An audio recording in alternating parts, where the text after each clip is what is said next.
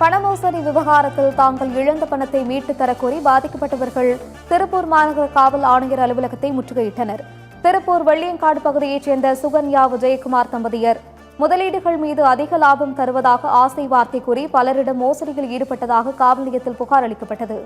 இதையடுத்து நகைகள், நிலப்பத்திரங்கள் என 5.5 கோடி ரூபாய் மோசடி செய்தது உறுதியான நிலையில் இருவரையும் போலீசார் கைது செய்து சிறையில் அடைத்தனர்.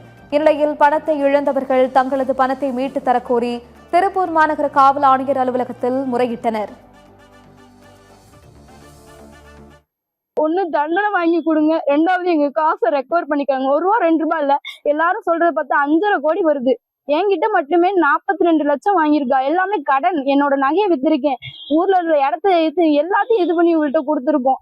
வீடு வாங்கி தரேன்னு தான் ஏமாத்திருக்கா. புருஷனும் பொண்டாட்டி, அவங்க அம்மா, அவங்க அப்பா எல்லாருமே நம்பிக்கை கொடுத்தாங்க. இன்னைக்கு பாதிக்கப்பட்டவங்க யாரும் முன்னுக்கு வரல. ஆனா 29 பேர் நாங்க ஸ்டேஷன்ல, போலீஸ் ஸ்டேஷன்ல கம்ப்ளைண்ட் கொடுத்துருக்கோம். கஞ்சிக்கு கூட வழி இல்லாம பிள்ளைங்க எல்லாம் பட்டினியா கிடக்குற அளவுக்கு வந்து கூட இனி நம்மள குடுன்னு கேட்டா நானும் எல்லாத்தையும் வித்து கொடுத்தேன்.